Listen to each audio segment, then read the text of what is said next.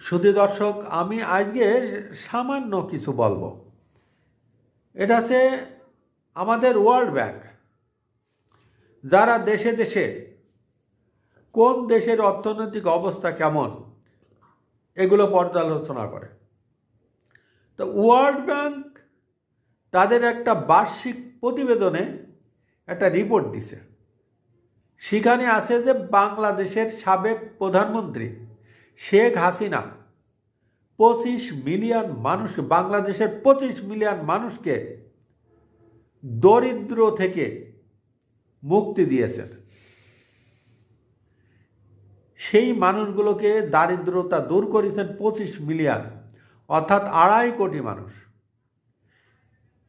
90 লক্ষ মানুষকে তিনি, 90 লক্ষ হত দরিদ্র মানুষকে তিনি তাদের দারিদ্রতা দূর করেছেন।